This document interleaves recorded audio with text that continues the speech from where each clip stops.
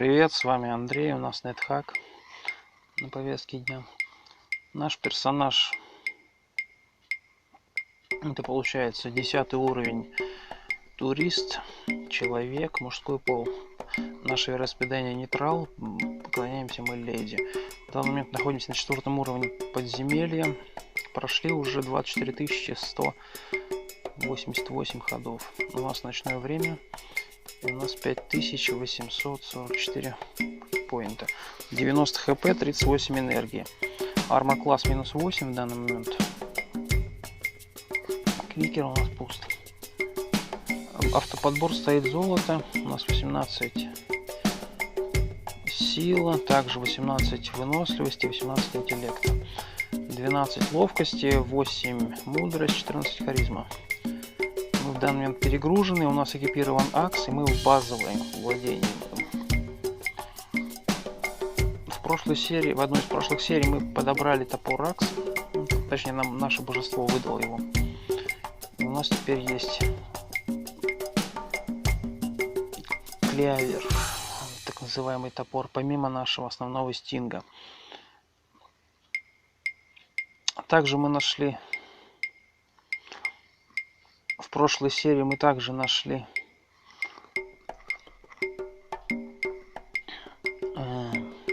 плащик, как я думаю, что это плащ магической защиты. Я точно не знаю, потому что он не определился.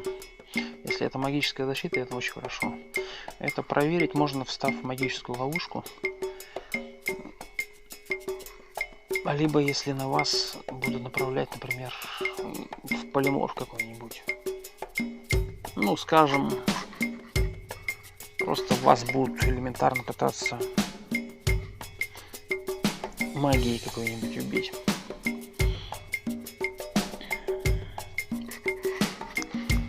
Очень полезная вещь, крайне рекомендую искать магическую защиту. Также у нас присутствует щит, но мы не экипируем в данный момент большой. Но мы его не можем одеть, потому что у нас двуручный топор.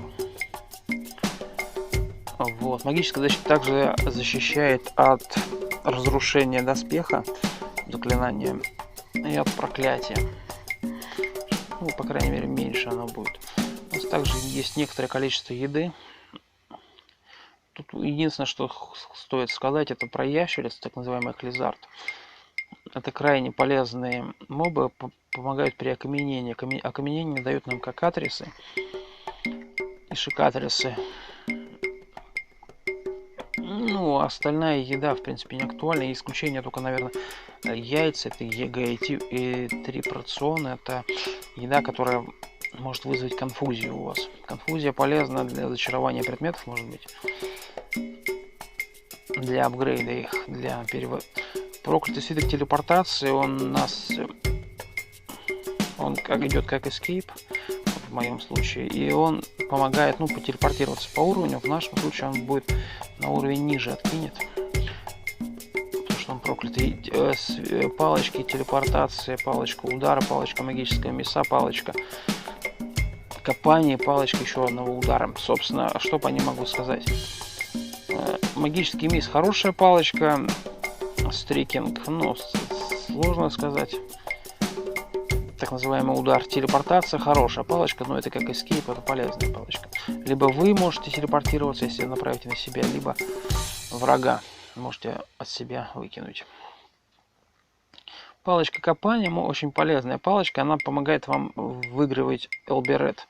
Элберет — это защитное слово, которое поможет вам, если вас окружили элементарно, вы за счет команды Engrave можно выигрывать это слово, и тогда монстры начнут вас отступать, тем самым у вас не будут опять же, они не будут атаковать вас в ближнем бою, а если дальний бой у них присутствует, они будут атаковать с дальним боем, и Элберет тут не поможет. Также есть кольцо, я, по крайней мере, думаю, что это кольцо Protect Form, не знаю точно. По поводу кольца Protect Form я вам сейчас его подскажу. Я специально делал вырезку. Сейчас я закончу с текущим инвентарем. Покажу по поводу кольца Protector Form. Также есть зелье дополнительного исцеления, полезная хилка, собственно, при размене по ХП можно выпить, чтобы восстановить свое здоровье. Повязка на глаза помогает, если у вас есть ментальное зрение, помогает увидеть монстров на уровне, но опять же, не всех, а тех, у которых есть разум. Благословенный рог единорога лечит большинство неприятных дебафов, которые на вас вешаются. Также желательно иметь святую воду в наличии. Проклятый ключ, так называемый скелетный, проклятость его особой роли не играет, по крайней мере, я бы не заметил особо сильно. Само наличие очень важно. Вы можете как открывать, так и закрывать двери. Локинг глаз, это зеркало, помогает против нимф. Вы можете вместо своего инвентаря, если она вас что-то пытается украсть, вы не можете ее убить, вы можете просто отдать ей это зеркало через команду Апле, выбрать зеркало и нажать в сторону нимфы. И она тогда заберет ваше зеркало и улетит от вас, тем самым даст вам еще один шанс. Ну, собственно, наша сумка проклятая, но она не магическая, поэтому она не актуальна. Просто обычная сумка, но она проклятая. Не проклятый магический свисток. Магический свисток нужен для подзывания питомцев. То есть они рядом с вами будут постоянно появляться. То есть вы подудели в этот свисток, питомец появился рядом с вами. Стеноскоп нужен для прозвонки врагов, как и себя, чтобы узнать какие-то статусы. Например, такие как скорость, инвиз, ну, там какое-то количество здоровья, у моба какое количество армор-класса и так далее. В общем и целом, крайне полезная вещь. Ну и Touchstone — это пробный камень, который помогает нам все найденные камни проверять на предмет драгоценности. То есть либо драгоценный камень, либо стекло. То есть все гемы мы просто проверяем, и тем самым мы видим. По поводу, собственно, кольца Protector Form. Собственно, вот кольцо, как оно выглядит. Вы видите на своем экране. Оно может быть рандомного. Ну, то есть у вас, например, может быть там железное, золотое, металлическое. То есть в каждой игре оно рандомное. Кольцо Protector Form, оно тут указано. Ношение, я прочитаю описание. Ношение кольца защиты от меняющих форм приводит к тому, что большинство меняющих форму и других подобных монстров теряют способность перемещаться. Хамелеоны, двойники, сандисты, никогда ни с такими не встречался. Вампиры, с ними уже встречался неоднократно.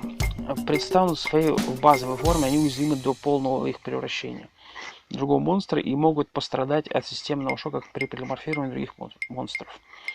Существа оборотня аналогичным образом большую часть времени являются в человеческой форме и по-прежнему способны принимать форму животного, но на следующем ходу слово примут человеческую форму. Они также не смогут вызывать помощь или заразить вас с ликантропией. Мимики лишены маскировки и не смогут маскироваться. Просто если это кольцо у нас одето. Монстры с атакой пищеварения, то есть которые поглощают нас, например, эти облака, так называемые, пыльное облако, Fox Cloud, либо, например, Ice Cloud, либо черви, так называемый Baby Lock Worm вроде называется. Я, по крайней мере, с ним встречался. И Lock Worm. Собственно, червячок большой очень. Ну, вы его увидите, он много клеток занимает. А он может вас попытаться съесть. Монстры с атакой пищеварения не будут трансформироваться при проглатывании преобразования формы целиком. Ну, тут сложно сказать, я не понимаю до конца, как это написано. Собственно, съедение кольца, но это опять же, если вы можете его съесть. То есть, например, вы превратились в другое существо. Например, если у вас кольцо из дерева, собственно, вы превратились в деревянное существо, которое может ее съесть. Либо там, не знаю, кольцо из металла, то опять же превратились в металлическое существо. Про деревянное я ничего сказать не могу, а про металлическое у нас, собственно, это Раст монстр. Он нам придает 1/3 шанса. Собственно, стратегия по владению текущим кольцом, так называемая Protect Form стратегия. Кольцо защиты от меняющей формы может быть полезно против существ оборотней. Хотя они все могут принимать свои животные формы, они надежно защищены от заражения вас или вызова помощи и, возможно, окружения вас, что может быть опасно для оборотника. Кольцо также защищает предотвратить смещение других меняющихся форм, таких как хамелеоны и двойники, чтобы не позволить им принять неглубокие формы, такие как архилич. Очень опасный архилич, их лучше геноцидить, как всех личей в целом, потому что они, во-первых, ну не знаю, насколько красть броню, но факт в том, что они ее проклинают, весь ваш инвентарь.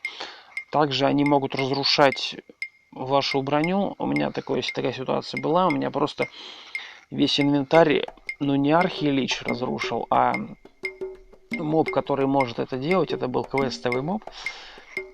У меня он просто весь инвентарь разрушил, потому что у меня не было сопротивления к магии. Да, сопротивление к магии помогает. И просто меня убил за счет того, что просто он на меня кастовал свиток разрушения брони. Я его мог убить, но из-за того, что у меня было очень низкое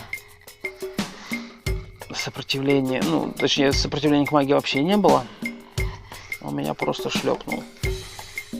Владельцы домашних животных могут особо заинтересованы в том, как домашние вампиры имеют тенденцию принимать форму летучей мыши или туманного облака и бросать любую броню или другие предметы, которые вы им дали. А лорды-вампиры могут сломать броню туловища, превращаясь в волков. Да, при полиморфе вы ломаете свою броню, ломаете свои плащи. То есть, если вы полиморфировались, но не сняли их, на вас она одета. Исключение есть такого, вы полиморфируетесь в то существо, которое с руками и ногами и с туловищем. Как, например, лорды-вампиры, они с руками, с ногами, с туловищем. Я в них превращался. Крайне хорошие ребята, умеют летать. Единственное, только ХП маловато, а так в целом неплохо. Но опять же, если превращается в лорда-вампира, вам будет нужно, главное, не деритесь в ближнем бою с шикатрисами и кокатрисами, иначе вы окаменеете и просто не сможете их убить. Потому что они кусают мобов, помимо того, что убьют. Соответственно, от укуса можно получить окаменение. По сути, два самых опасных моба считаются шикатрис и кокатрис, и они обычно буковкой S желтой обозначаются.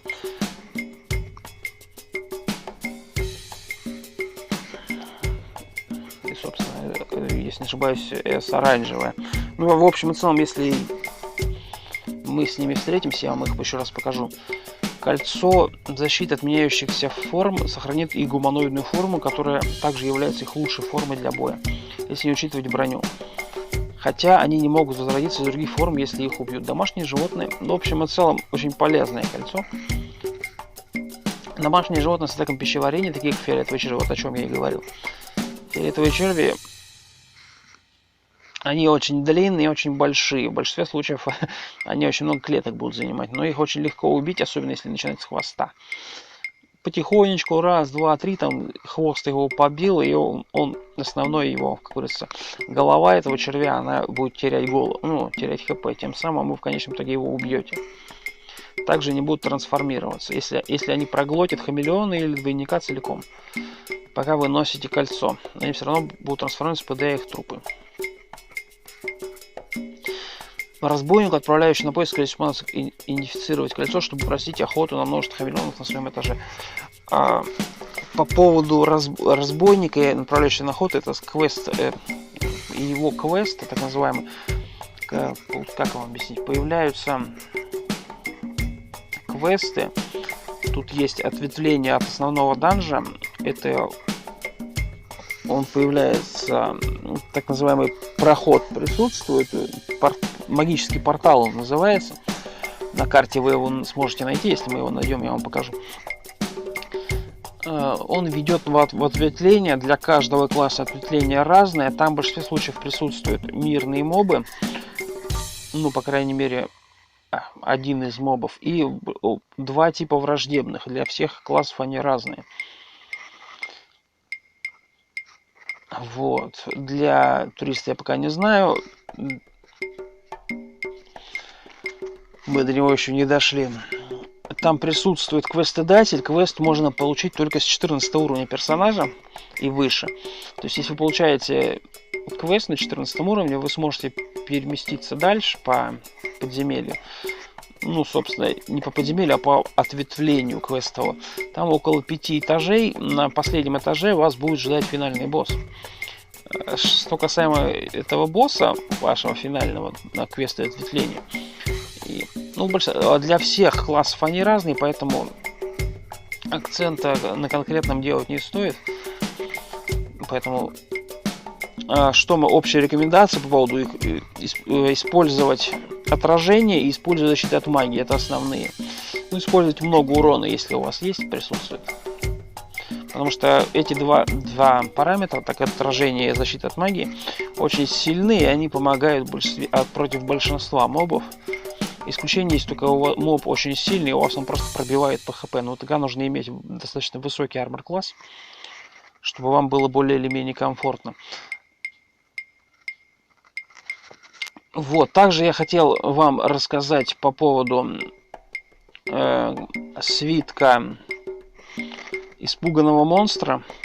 Свиток испуганного монстра, он называется Scroll Scar of Monster.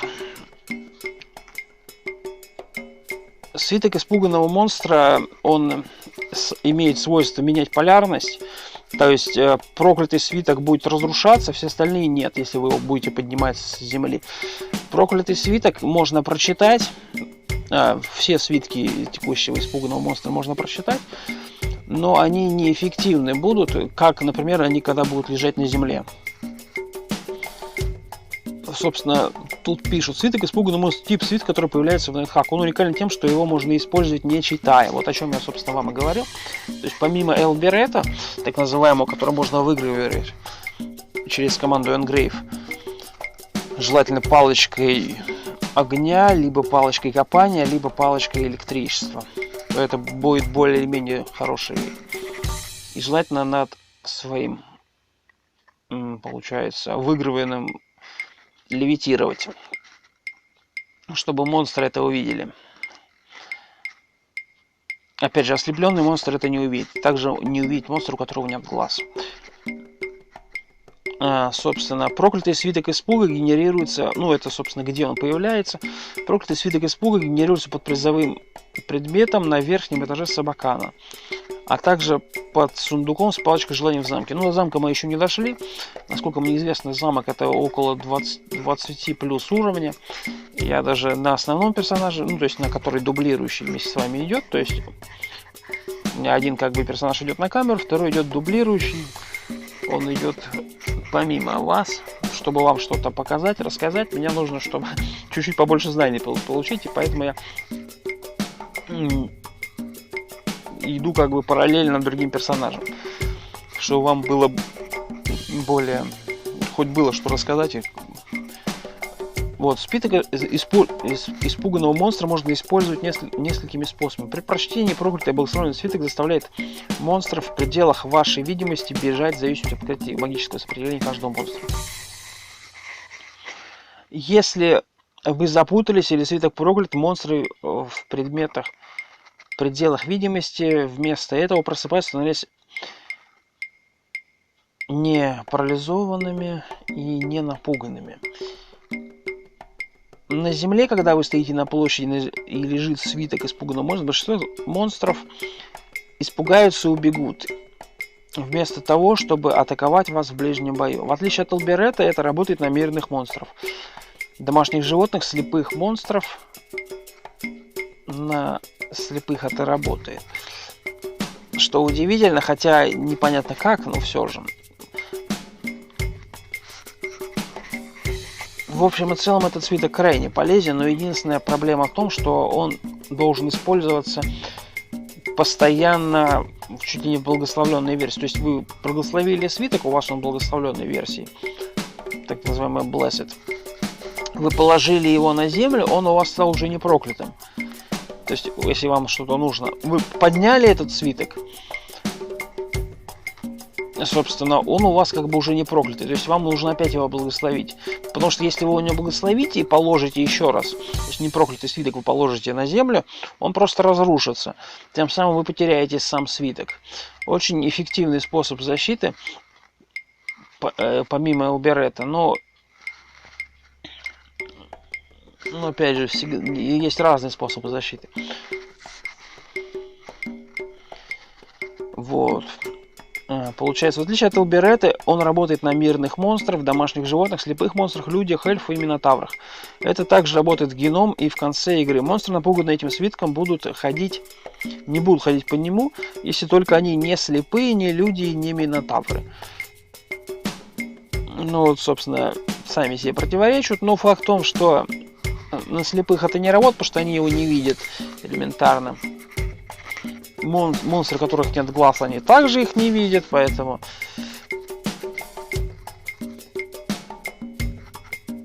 Ну, собственно, я прочитал про этот, поэтому...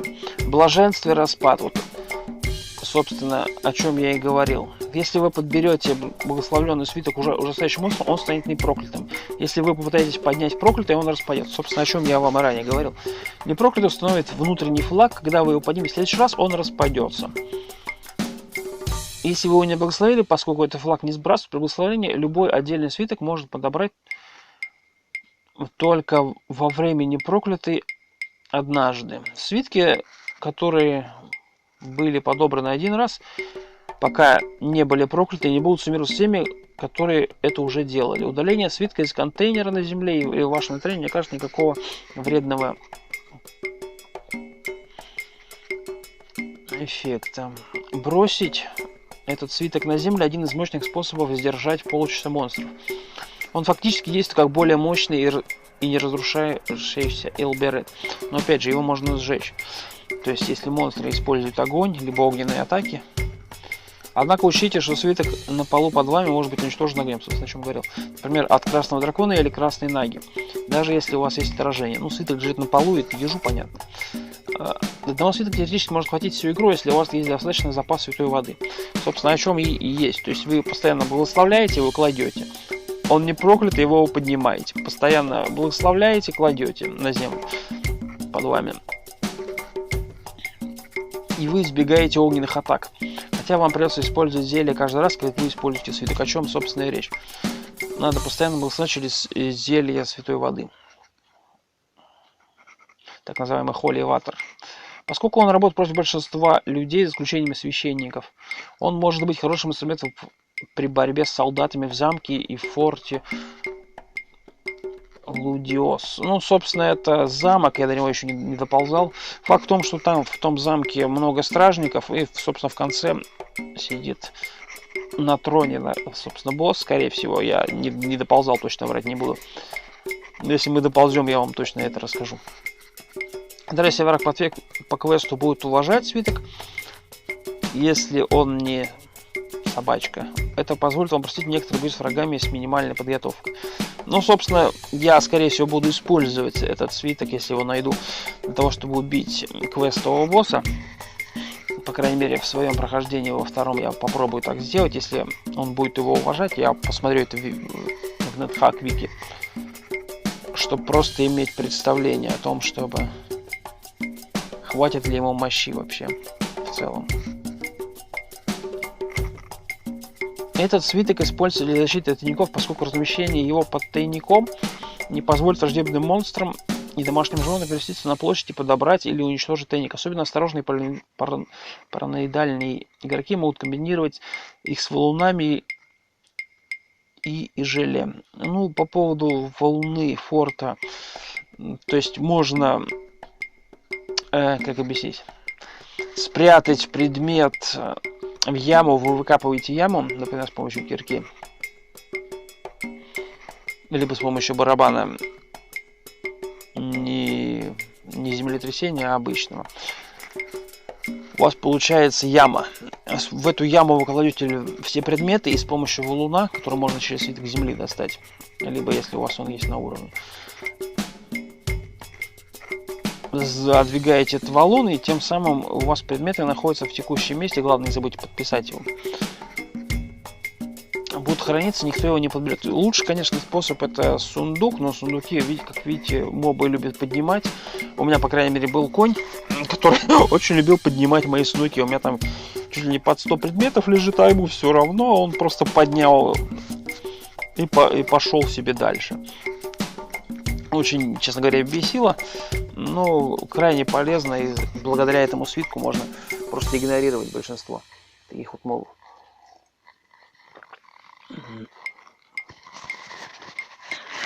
Этот свиток обычно используют для защиты от тайников, поскольку его размещение не позволит враждебным монстрам и домашним животным переместиться на площадь и подобрать, уничтожить. Если у вас есть запасные мешки и другие сумки команды тип, один из лучших способов использовать переносной свиток. Вы можете поместить его в отдельный контейнер, а затем тип этот контейнер, чтобы необходимости сбросить его на квадрат. Но будьте осторожны, делать на лестнице вниз, иначе он упадет с лестницы. Да, по поводу падения с лестницы, это прям отдельная история. Я, правда, этим никогда не пользовался, я обычно все, если делаю, я кладу рядом с лестницей. Ну, предметы можно просто сбрасывать в этот, но это крайне может быть неэффективно с лестницы.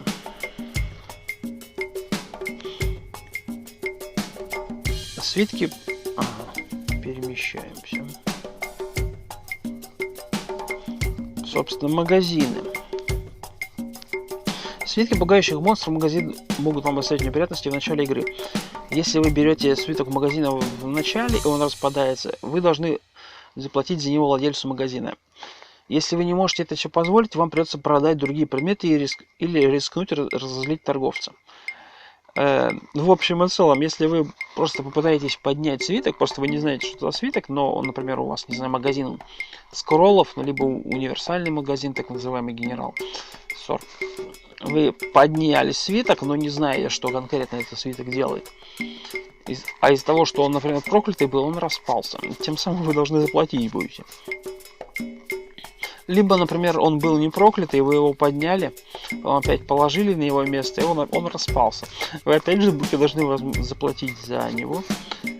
Либо вас торговец просто не выпустит с текущей локации. Выйти, конечно, можно, но опять же, тогда торговец на вас разозлится, и вам будет откровенно плохо, потому что он 10 уровень в начале игры, это крайне плачевное состояние. Его ваш питомец может убить. Он, правда, в основном использует палочки магического заряда, палочки удара. Я его один раз убивал. Точнее, не я, а мой питомец. Мы пришли к торговцу. Ну, просто случайно в магазин свитков. И мой питомец его просто взял и шлепнул этого НПСа. Кстати говоря, чтобы воскресить, стоит использовать палочку отпугивания нежити. Так называемая, сейчас я вам подскажу, как она точно называется. У меня, наверное, ее нету здесь. Я про нее тоже недавно прочитал в NetHack Wiki. Так называемая... Я, честно, не помню. Если мы ее найдем, я вам ее покажу. Undead Tarn, вроде как-то так она переводится на английский язык. В общем и целом, это крайне полезная палочка. Единственная проблема в том, что ее не получится идентифицировать через engrave, то есть через написание, потому что она не будет идентифицироваться случайно, есть только на трупе. То есть труп, скорее всего, на которого вы это кастанете, он встанет. А враждебной нежити вы можете наносить урон благодаря этому. Что очень смешно. Я, честно говоря, думал, что если питомец свой погибнет, то все, уже без шансов. А тут оказывается, что можно еще поднимать каких-то мобов. Вот. Если вы не сможете позволить, вам придется разозлить. Будьте осторожны, покупая свитки в магазине, пока у вас не будет приличного количества золота. И делайте это в том случае, если вы можете позволить заплатить за них. Если вы найдете в магазине известный свиток с базовой ценой 100, цена может варьироваться. То есть тут цена зависит от вашей харизмы. То есть цена тут не актуальна. То есть вы можете не привязываться к 100 единицам, который заставляет торговцев других монстров бежать. Назовите его по типу, что типа запугивания владельцев. Такое запугивание владельцев магазина не разозлит их.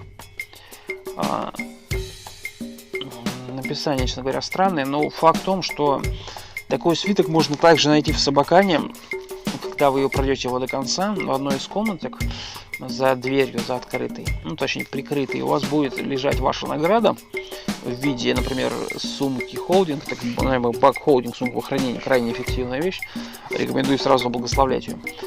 Также будет лежать либо амулет отражения. Ну, если вы его не опознаете, он будет просто для вас как амулет обычный.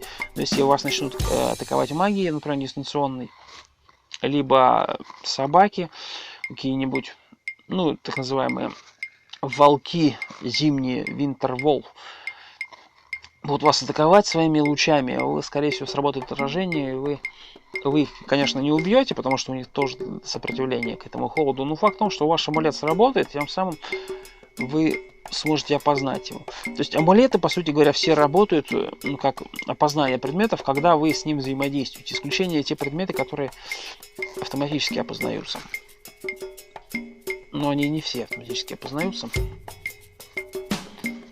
Вот, тут написано, если вам нужно, про тот же свиток испуганного монстра. Если вам нужно переместить свиток испуганного монстра, не уничтожая его, пробуйте пнуть его и просите питомцев подобрать его. Если вам нужен только пустой свиток, бросьте его в лужу с водой или отмените. Ну, собственно, как сделать пустой свиток?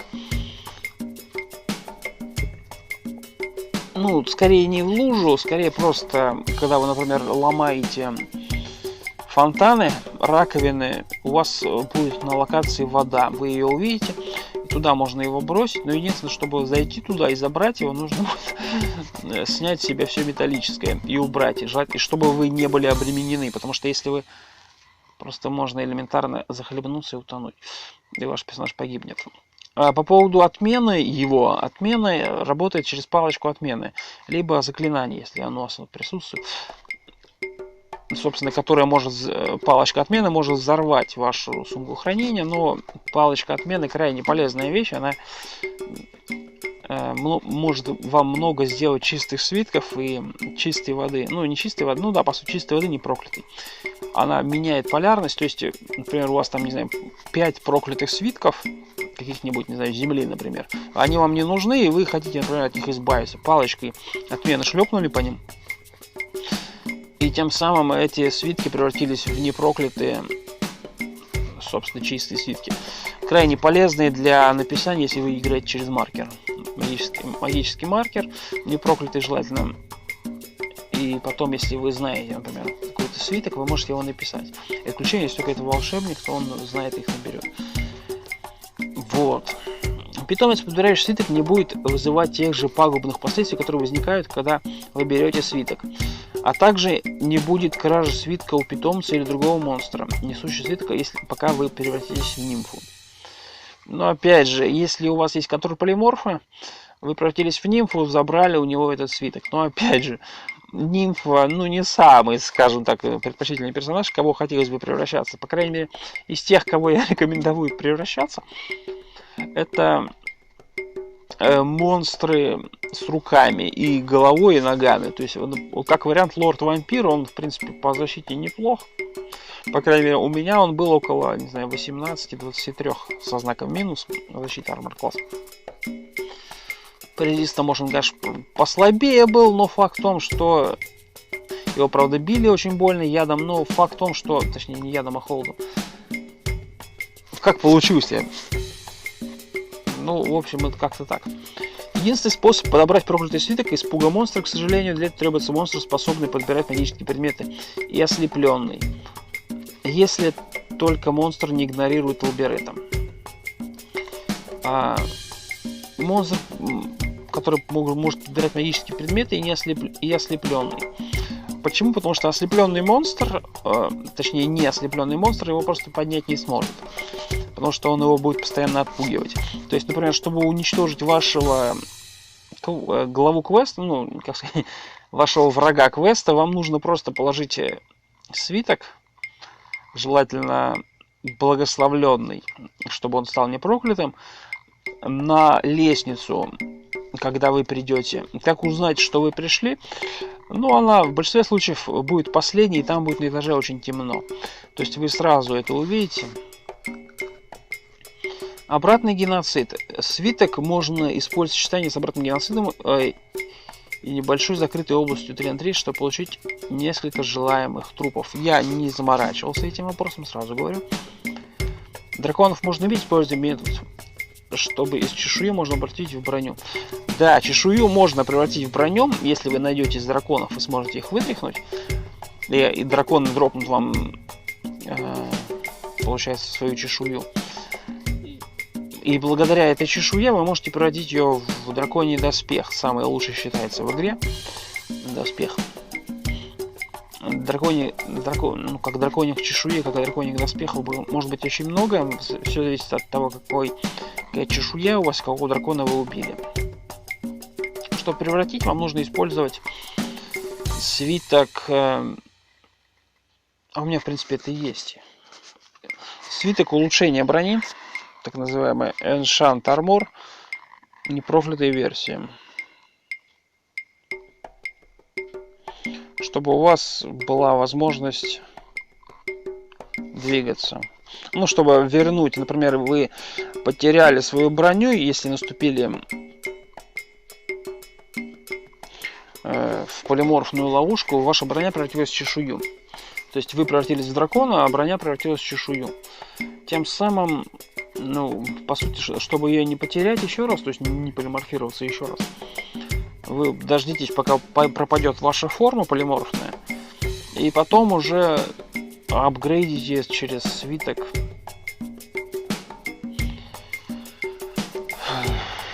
Ну, собственно, улучшение брони.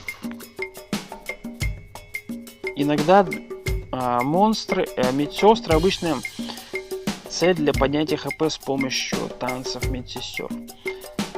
По поводу медсестры я, честно говоря, сказать ничего не могу, я ее не гуглил. Насколько я знаю, она считается человеком, поэтому поедание будет для вас каннибализмом, если вы играете за роль человека. Поэтому я ее особо не гуглил. Либо вы можете играть за вероисповедание хаоса, тогда вы сможете есть медсестру, потому что это будет считаться каннибализмом, а каннибализм он считается плохим. То есть вы, скорее всего, свое божество очень сильно разозлить.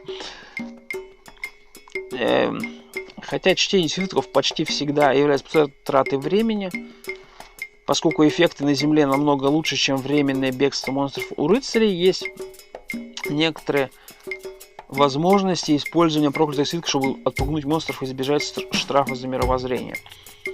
А штрафы за мировоззрение у рыцарей, они идут, когда вы атакуете спящих мобов.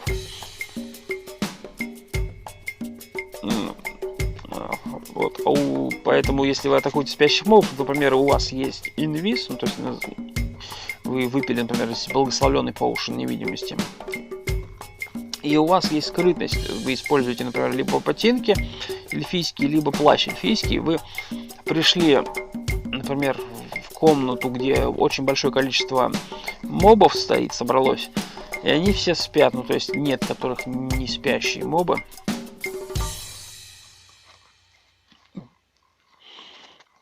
Чтобы узнать, спит или не спит моб, нужно к нему приложить стеноскоп. Вот. Ну, собственно, в большинстве случаев они будут спать. Мобы, которые находятся в комнате, заперты.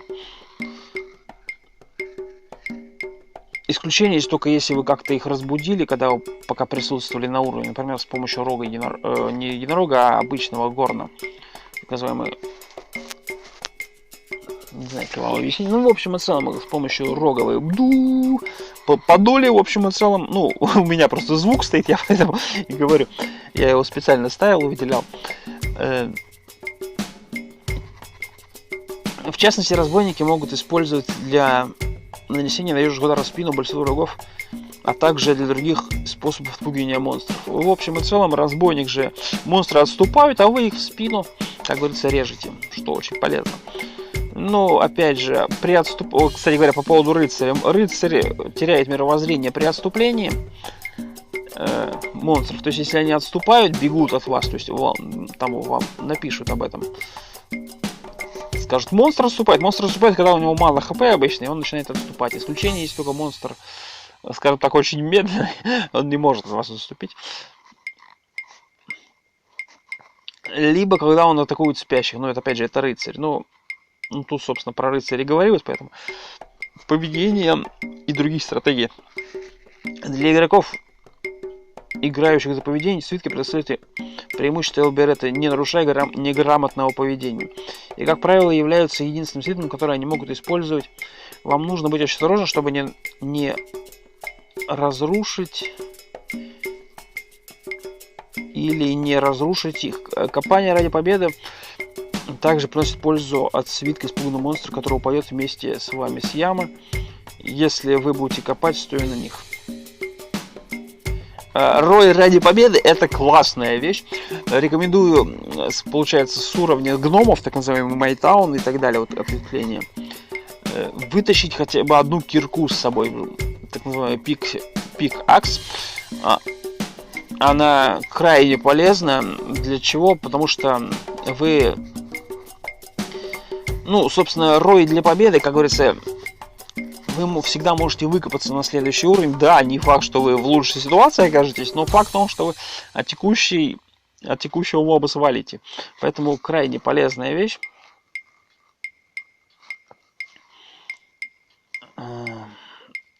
Собственно, это уже оракул идет.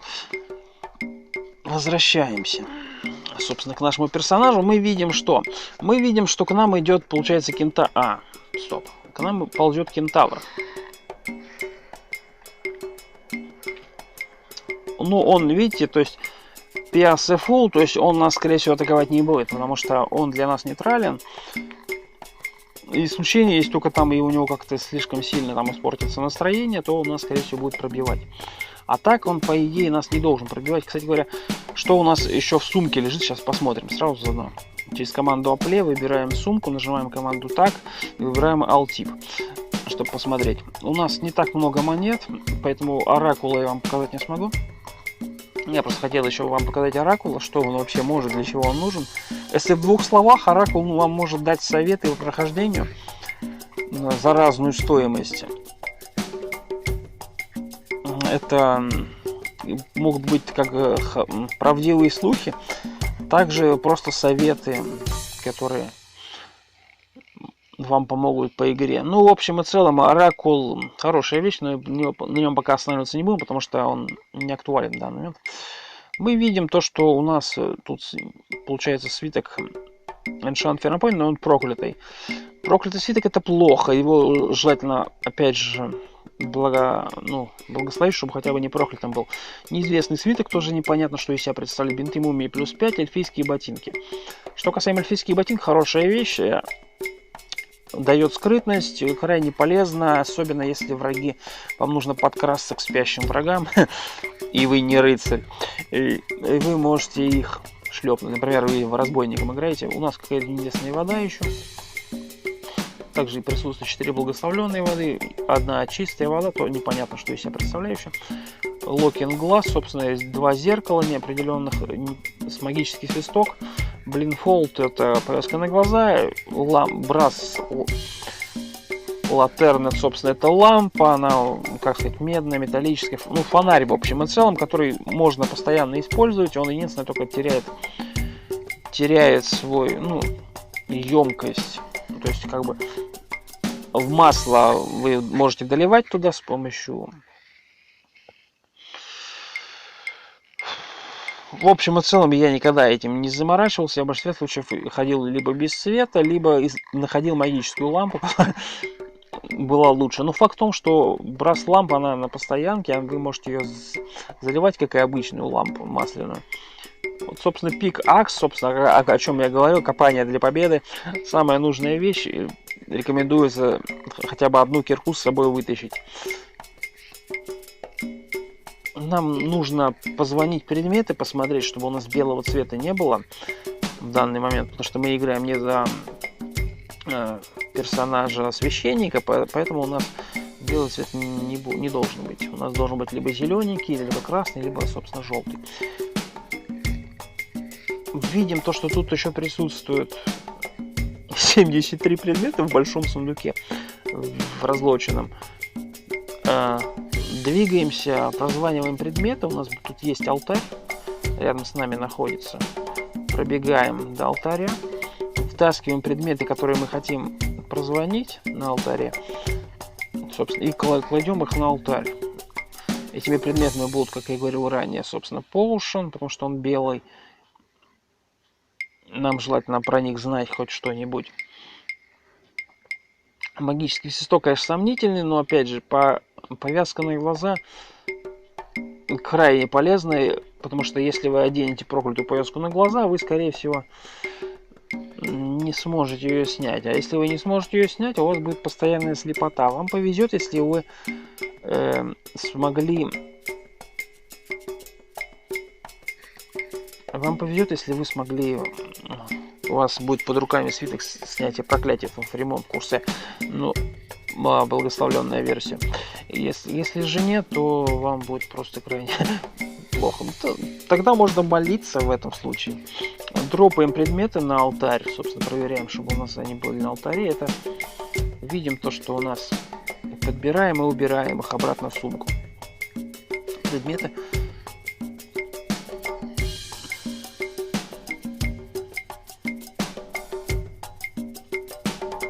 Собственно, воду убираем чистую. Локинг глаз убираем. Собственно, не магический свисток убираем. Повязку на глаза дублирующую убираем. Ну и все, собственно, тут больше нечего убирать. Убрали, отлично. Желательно иметь предметы, пока у вас нет защиты от магии, в благословленной версии, потому что они более эффективные взаимодействуют, больше урона наносят, лучше защищают и так далее. Но у нас присутствует еще 2 сундука, стоит посмотреть, что они из себя представляют. Разлоченный пустой сундук. Разлоченный пустой сундук стоит перенести поближе к этому, к алтарю, чтобы он на алтаре. Как я получил? К нам опять кентавр подполз. Большая буква S. Это кентавр. Но мы с ним драться, скорее всего, не будем, потому что он не агрессивный для нас.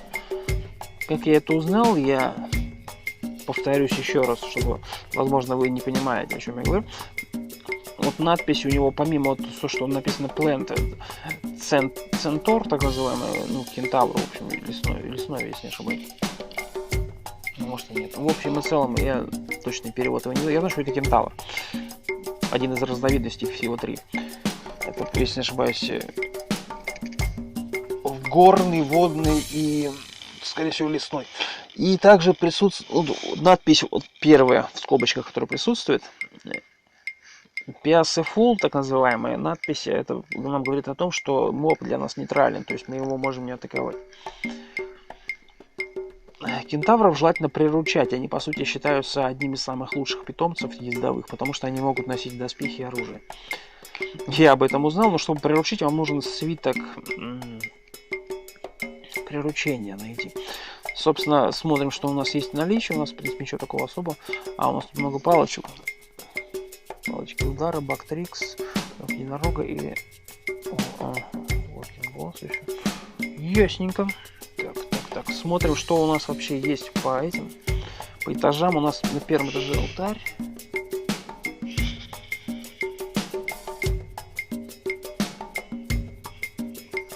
Алтарь, на втором гномий копия, третий наш алтарь леди, на первом этаже еще раковины есть. А раковины чем полезны, вы можете узнать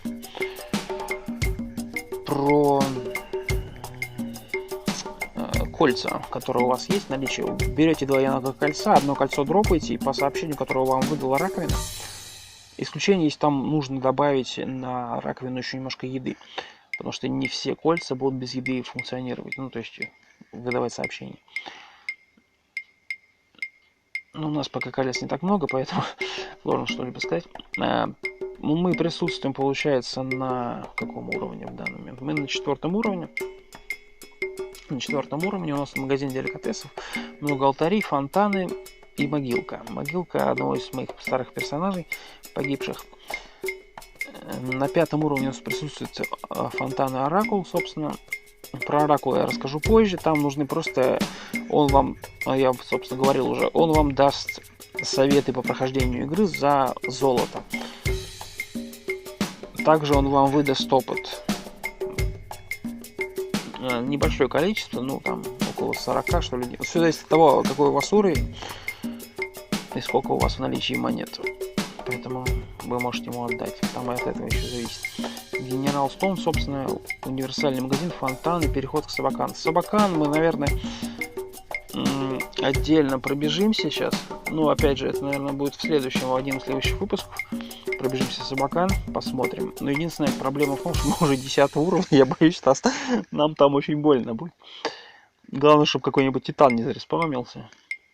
Титан считается 3-м тиром, и он 20 плюс уровень. Если как его убить, его как минимум можно замедлить. Ну, просто не с первой попытки у вас получится. Ну, для этого можно использовать либо заклинание, либо палочку. Попытаться его в сон кинуть. Это самое лучшее решение. Тоже через палочку, например.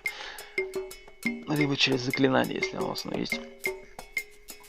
Кинуть его в сон и просто забить.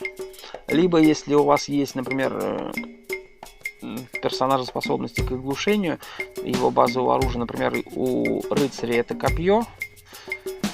Если вы едете верхом, а вы можете как турнирные удары, она просто оглушает. И у монаха, например, это его специализация, то есть когда вы выше базового уровня будете его бой руками прокачивать, то вы будете оглушать противников, что крайне полезно.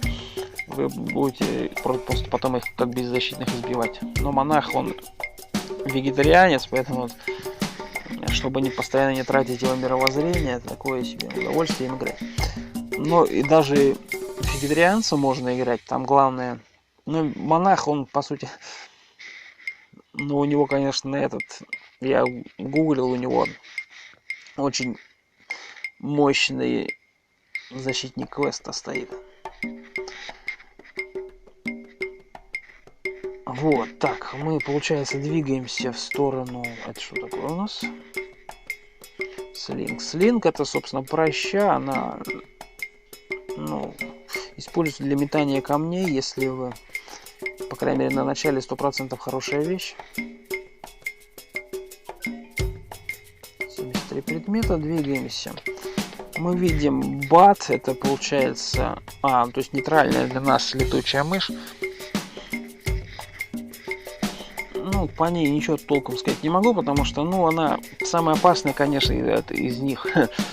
Это когда вампирская летучая мышь, либо гигантская бат, так называемая, но она самая, по сути, опасная. А вот эти, они не особо сильно. Собственно, уровень с оракулом. Разлоченный пустой сундук. Кстати говоря, по поводу сундука, нам стоит его с собой взять. Единственная проблема, нам очень далеко нести.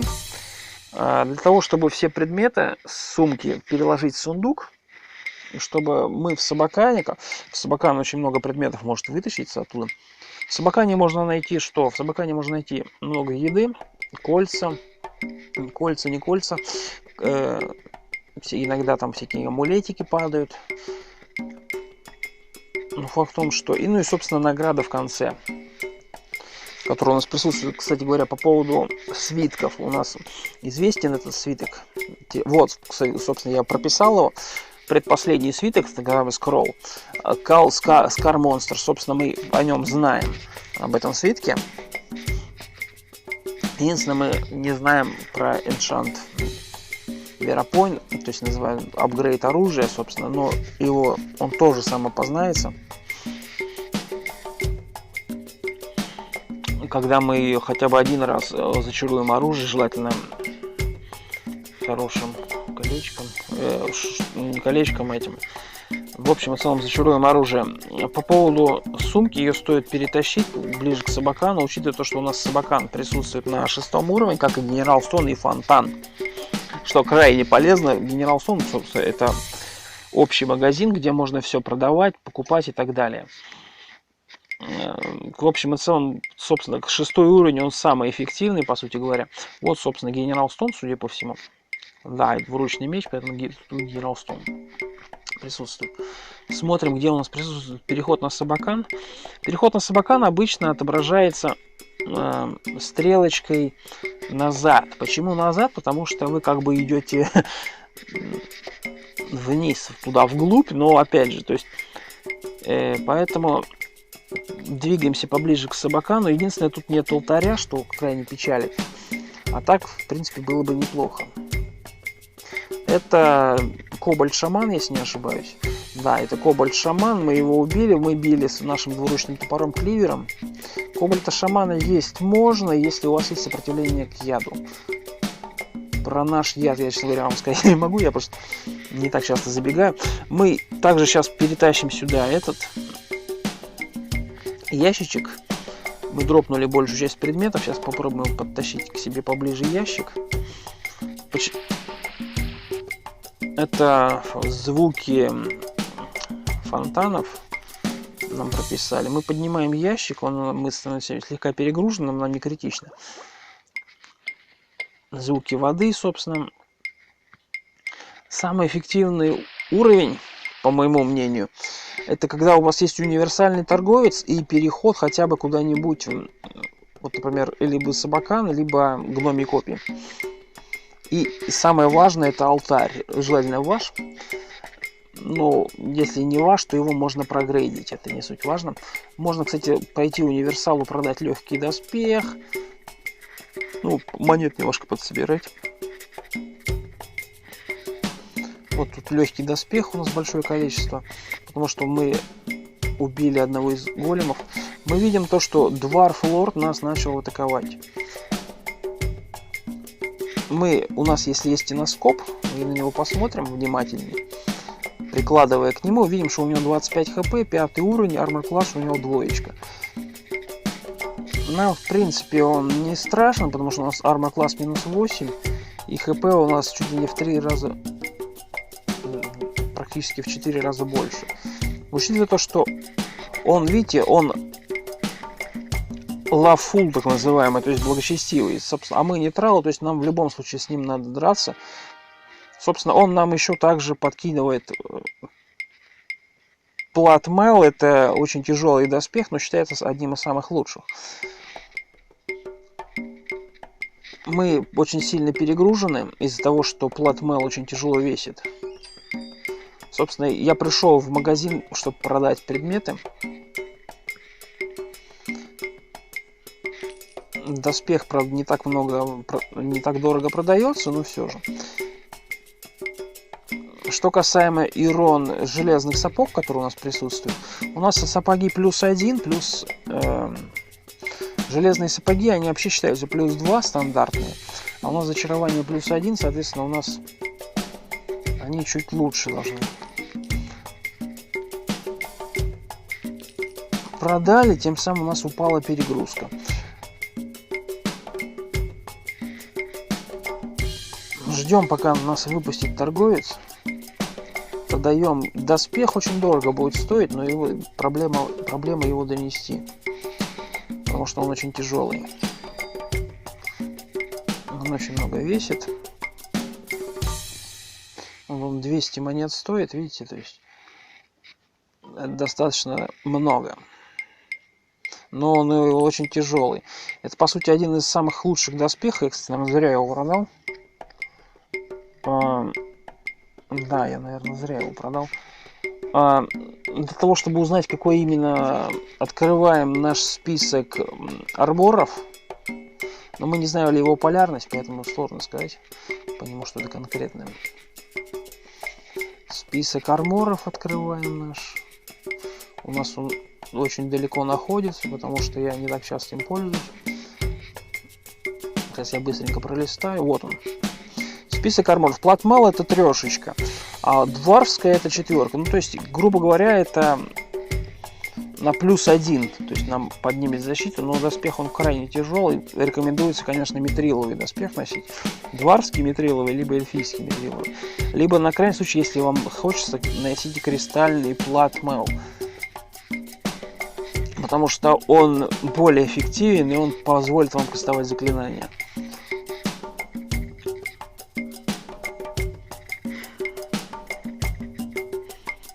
У нас 200 монет теперь есть. Глядишь, рано или поздно накопим на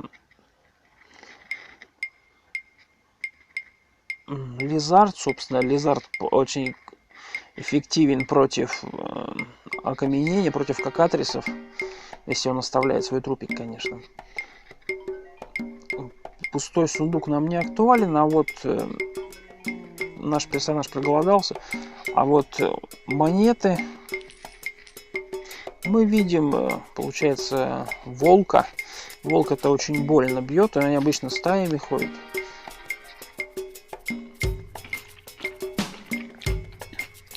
Есть еще волки, варги, койоты, они похожей буковкой отображаются. То есть у нас весь уровень пробежали.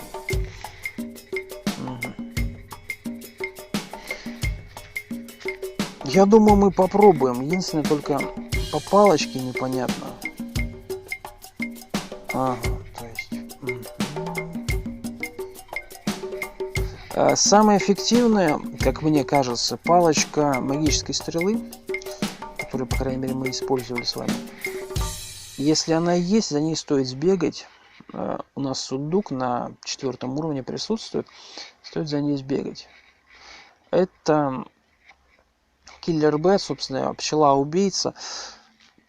Она ядовитая, то есть она, если у вас нет сопротивления к яду, они всегда толпой ходят. То есть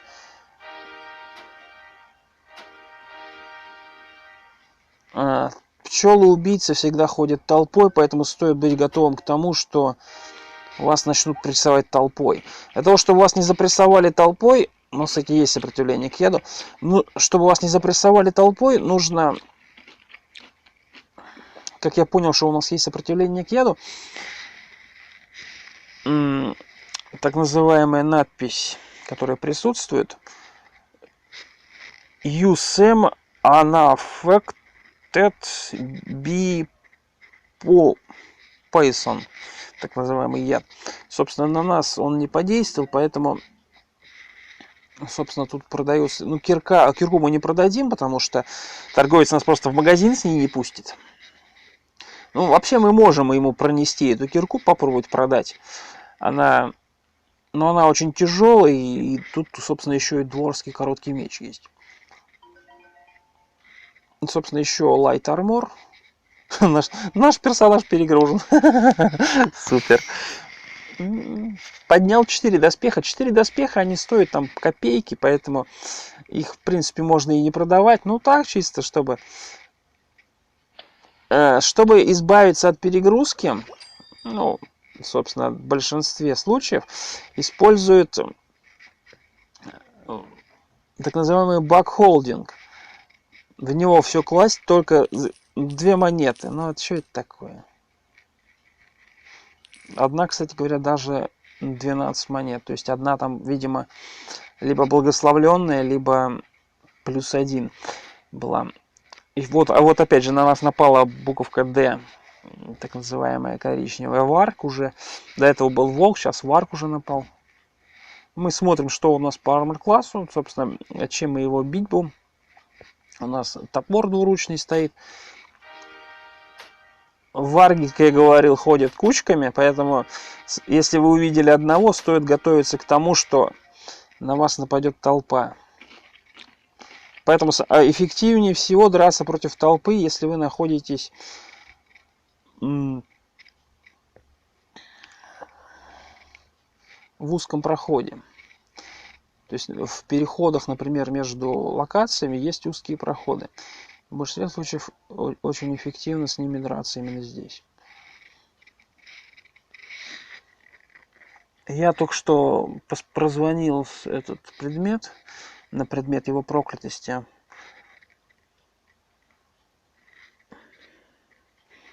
Собственно, продолжаем двигаться дальше. Я встану перед... Ага, стоять. Ты кто? Ты Ликрота. Ликрота бьет очень больно. Это... Есть ее можно. В общем и целом, крайне опасное существо. Больно очень бьет. По крайней мере, меня она постоянно достаточно больно била. Бить ее, есть ее можно.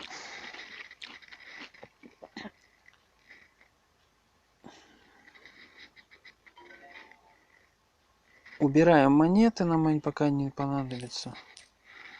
Собственно, смотрим, что это такое. Не здесь. Что это за трупик такой? Получается, это желтая плесень. Желтую плесень есть нельзя, потому что она вам даст стан, даст если не ошибаюсь, галлюцинации. В общем и целом ее нежелательно жрать. Поэтому делайте, что хотите, но не жрите эту плесень. Если, конечно, вам вообще уже без вариантов, то пускай конь ее жрет. Если у вас есть пони, либо боевой конь.